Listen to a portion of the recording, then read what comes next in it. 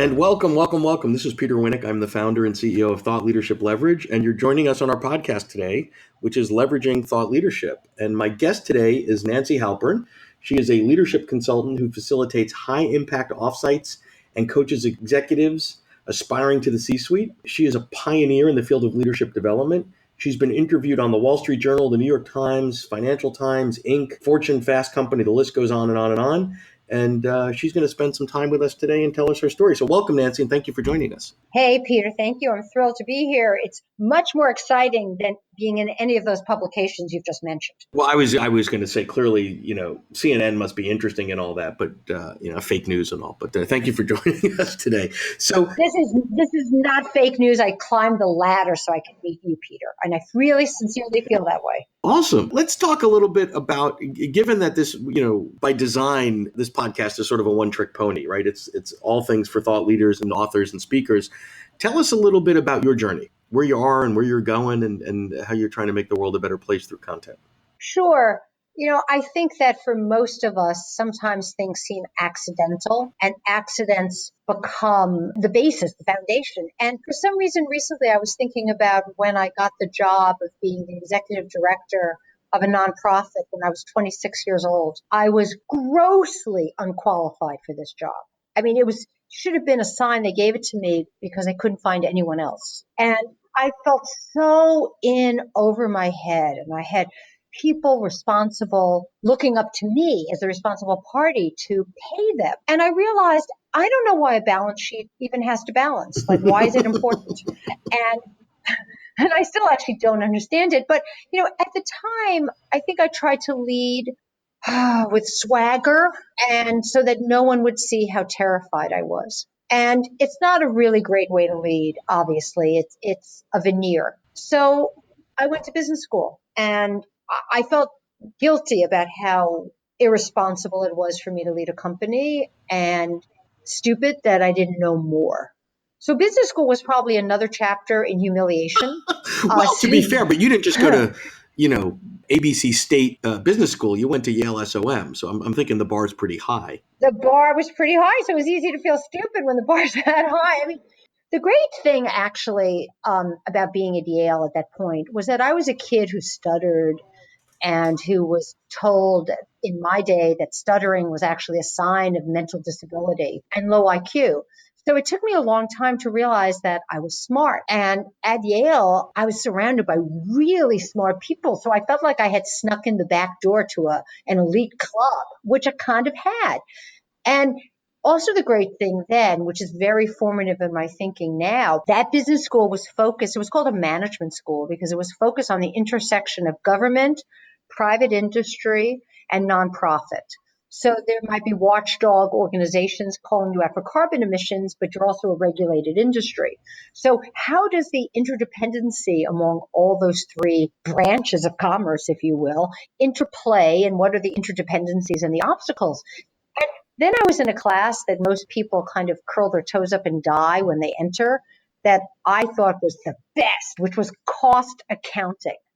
And I love that, but I was far from being like a quant jock or a math geek. That wasn't my thing. But cost accounting to me was like all about who do you want to punish? So, you have a whole new project, right? And it has all these costs. It has a marketing cost, a production cost, a testing cost, so on and so forth. Well, and the cost accounting ultimately defines the rules of who wins, who loses, and who's going to have a tough battle and an easy battle, right?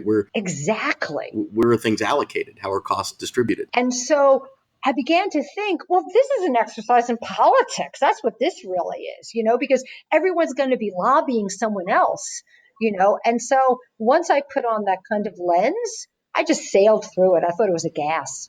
So I left business school, and all my friends were going to consulting work and traveling over the world, or going to investment banking at the time and making heaps of money. And I didn't want to do either of those things. I, didn't want to never have a home, and I wasn't financially savvy enough to go to investment banking. So I ended up working for Bloomingdale's, which made my father cry, literally cry. He was like, you've just gotten this fancy pants degree and you're going to be a Garmento like me and your grandfather. Have you learned nothing? Have you gone nowhere? But it also, if you have an experience, you can look around and personalize your experience and find some of your own brand of lemon juice, I think, to squeeze. And for me, it was working on the sales floor in White Plains, running the sheet department. And I had Millie, who was probably in her 60s with elevator shoes, going around the sales floor trying to sell a sheet. And I had Matthew, the stock guy from Barbados, who would be getting high at lunch in the parking lot. And I had to get this stubborn Irish 62-year-old lady with white hair working with, this kind of cool reggae guy, because they hated each other. But if they didn't, I wouldn't make a sale. They were mutually dependent in ways that they didn't really think of themselves that way. And so figuring that out wasn't a business school lesson, though. Maybe it was, because I only had my eye on one thing. How am I going to make sales and have double-digit growth so I can get the hell out of this lousy job sitting up in White Plains, selling sheets? That was really formative for me later when I started doing coaching and I started working with teams that were dysfunctional and teams that had cross-functional objectives. So eventually I worked my way up through the retail industry. I became a vice president of a huge global corporation that was a buying organization. They got bought by Target.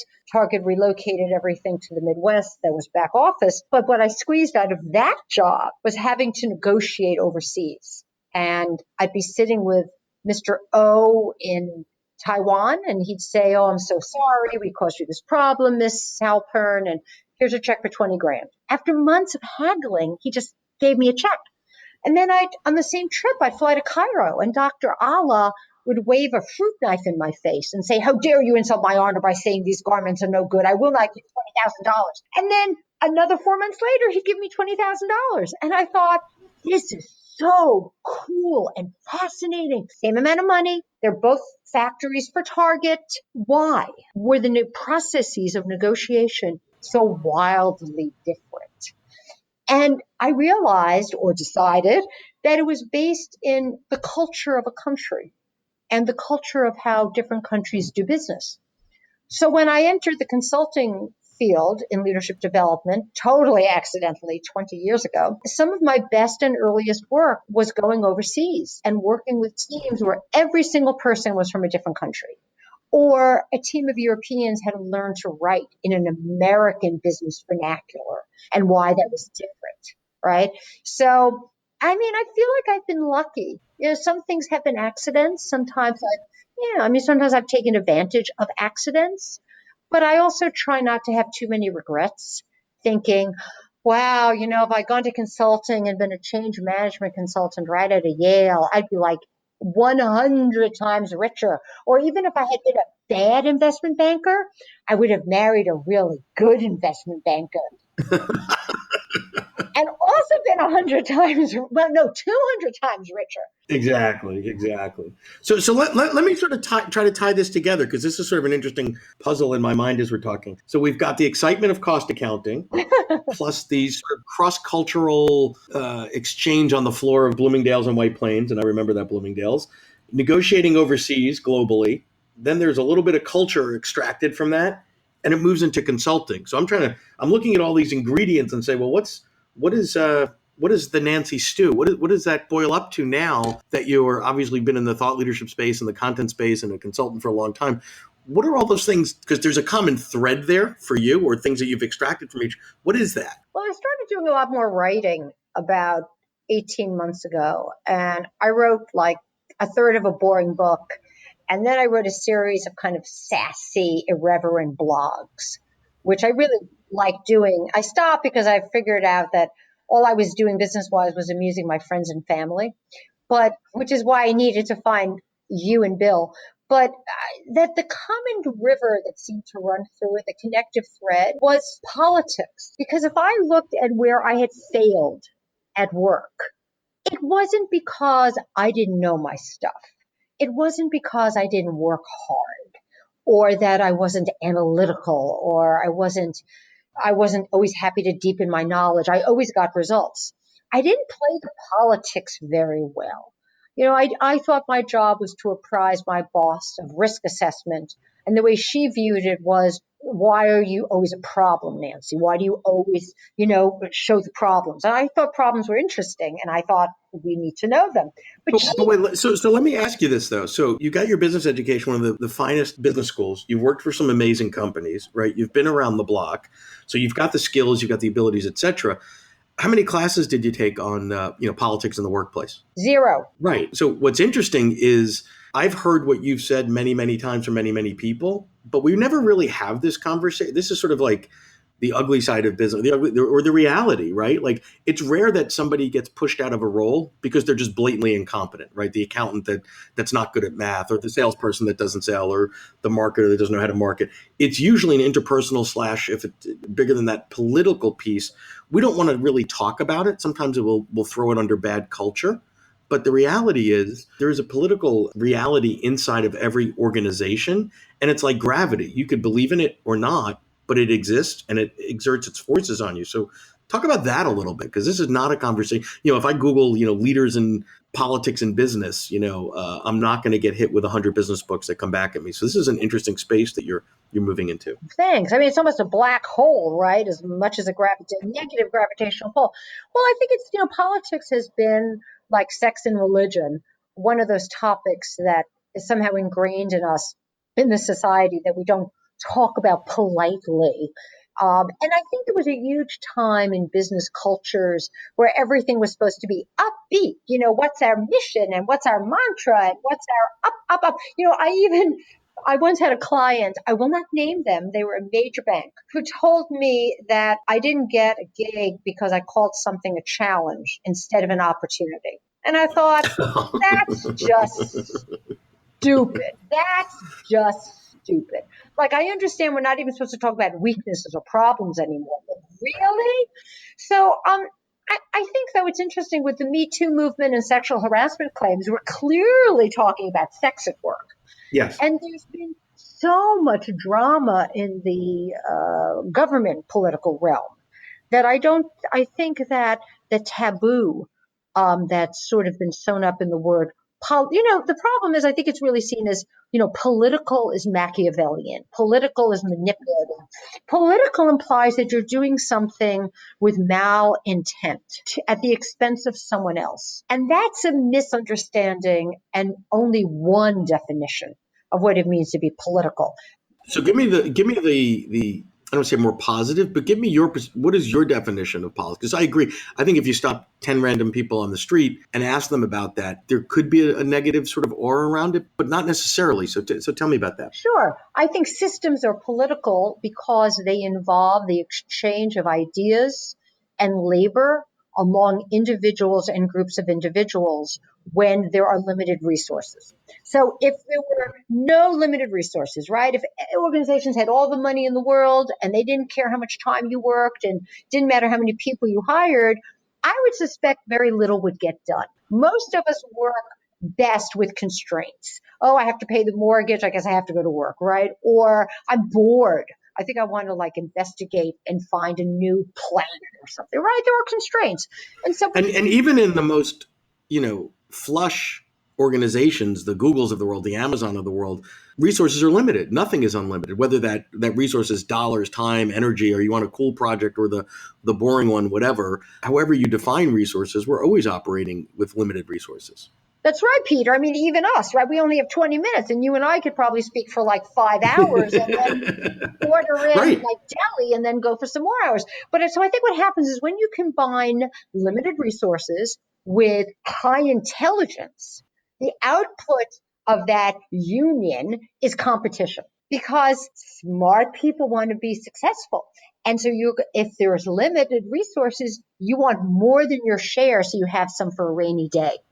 Well, the minute you have competition, you're going to have political interactions because you both want to win. And so there's healthy competition, but there can be unhealthy competition. But both of those things are political. As you barter, as you negotiate, as you figure out who has influence in the organization, who doesn't, and how do you get to them. So if you take that all the way through, so if a root cause is limited resources, so I agree with that, right? And then therefore there's politics, which actually stimulates more competition, that's a good thing, right? And then it requires people to make their case, behave in certain ways. It could be bad. It could be, I'm going to do things that are shady or just not nice. I'm going to be a jerk, whatever.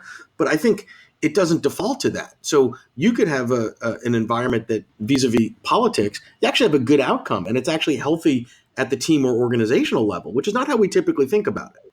No, we don't. Yeah, I mean, I think the trick there is that you have to be able to identify commonly shared goals for a team and also, frankly, look at incentive systems that encourage that. Most corporate, at least compensation systems, are very narrowly defined, right? Like sales leaders are a great example of this, right? Like the more you sell, the more money you earn. That's great. But at what expense? Well, and it's short term, right? Right. And so, but if you have someone, let's say, who's head of product development, you may need to create minimum viable products and have them really sell it. Well, if your salespeople have an easier sell, they're not going to sell that product. And then you're going to be running out of products and going forward. So, one of the things I've been looking at is how does this work on an enterprise level? And that's why, frankly, I found you guys because I can get lost in my own head. And so it's good to have partners who can say to me, okay, how would this apply enterprise wide? How does an organization leverage this to be not politically dysfunctional? Because we'll all hear, oh my God, my workplace is so political, right? As a put down, right? But how do you become a politically savvy organization so people are using each other in the best possible ways? And you're really helping me sort of identify all the building blocks. Well, thank you. I'm going to push a little bit on one of the things that you said, because this is a common thread that we see working with a wide variety of authors and speakers and thought leaders around the world. I don't know if they'd use the exact same words, but this lost in your own head, meaning you see it, you're passionate about it, you're working on it, you're studying it, you're researching it, you're writing about it, etc. I hear that a lot. And one of the ahas that I hear is the more that you have the ability to spar with someone, but not just on an intellectual basis, that's sort of fun, but from combining the intellectual with the business application side and lose and wrong and win and all that other sort of stuff. But sort of having that sparring around the content with the intent or with the objective of being able to formulate it in such a way so it is readily available to an organization at scale. So touch on that a little bit, if you could. Sure.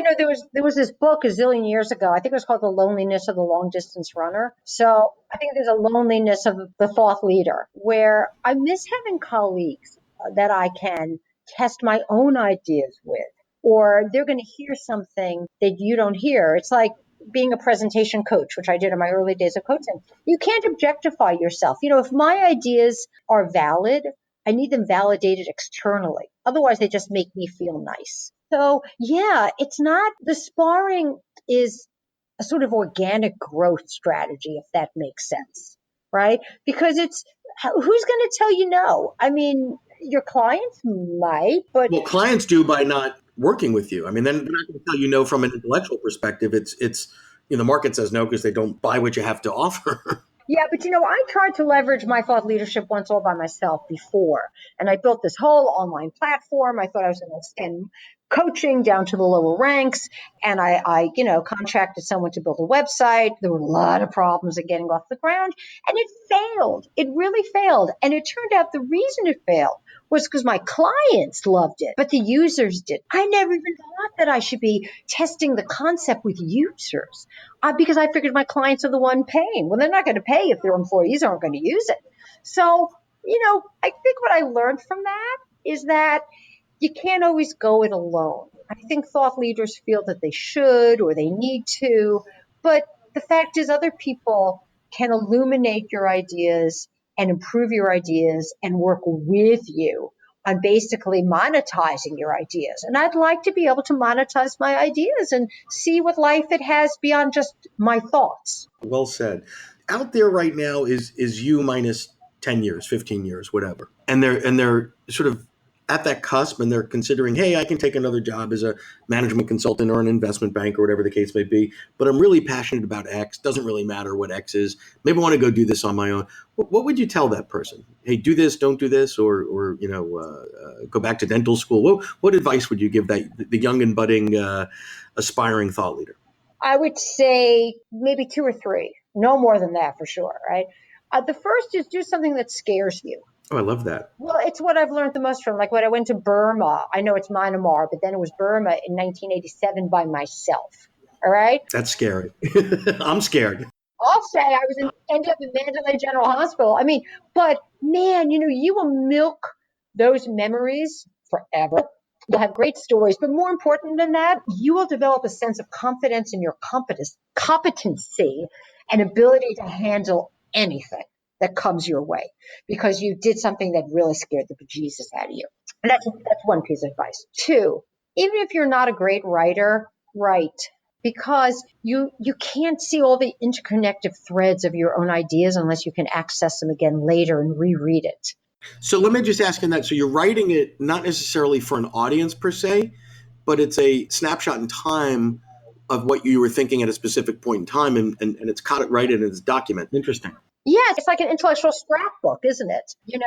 And I guess the third, and I think this, some people don't like to do this. I'm a very verbal person and a visual person. And I like to see a picture and the whole framework, and I like to talk about it. So accept the way that you work without apology, especially for women. We spend a lot of time apologizing. And what I'll typically say when a woman says that to me is, you haven't done anything wrong. Right. So when you say apologies, if you're visual and want to sketch things out, and I'm visual, so I like to draw things, even though I have no artistic talent, don't apologize for that. That's just how my brain works. That's how I'm comfortable, right? There's no need to apologize to anyone for that. Exactly. So I would say that, I like to talk ideas out. If you like to talk ideas, that's great. And I guess the last little piece of advice, I'm not sure this is for thought leaders. I just know when I was launching that online platform, it really worked for me. Lots and lots of people out there will tell you what your business will look like when it's big, right? When you've already succeeded. Oh, you'll need to do this and expand there, right? They'll give you all this advice for huge expansion. There is only one person in my life said to me, Jonathan Kahan, so I want to give him a shout out wherever he is. What do you have to do in the next 15 minutes to move this ball forward? That's awesome. And I'm like, oh my God, Peter, it was so liberating. And instead of feeling overwhelmed, and oh my God, I don't know where to start, this is so big, it made it small and task oriented. I knew exactly what I needed to do in the next 15 minutes. So it helps you prioritize and focus and select while the trend line is still forward. And it's not overwhelming and it's achievable, right? If you can do it in 15 minutes, you made at least a step towards the progress versus sometimes the aspirations that we have are so big. We know it will take a lot of time. We know it will take a lot of effort. And you want to taste a little bit of success along the way, just from a psychological perspective. So that's great advice. So yeah, and don't hesitate to hire expertise when you need it. Some things you can do all by yourself, some things you can do well enough by yourself, and some things can't do everything. Awesome. Well, this has been great. I thank you so much for spending the time with us today, for being very transparent and sharing your journey. And I don't think we've ever had anyone talk about the sales floor at Bloomingdale's, but that is a place to be educated, obviously. It's very humbling. And thank you for inviting me on. I love speaking with you, and you ask great questions, and I really appreciate it. It meant a lot to me. Oh, my pleasure. And now before we part ways, I know how to get in touch with you, but the rest of the world doesn't. So if someone wants to get in touch with you, how do they do that? Best way is to go to my website, nancyhalpern.com. There are case studies and there are ebooks for you to download for free. So feel free to do that about how to manage your boss, how to manage your peers, and how to manage your team, as well as videos and article citations. So please come visit. Thank you so much. Thanks for joining us. Thank you, Peter. Take care. To learn more about Thought Leadership Leverage, please visit our website at thoughtleadershipleverage.com. To reach me directly, feel free to email me at peter@thoughtleadershipleverage.com. And please subscribe to Leveraging Thought Leadership on iTunes or your favorite podcast app to get your weekly episode automatically.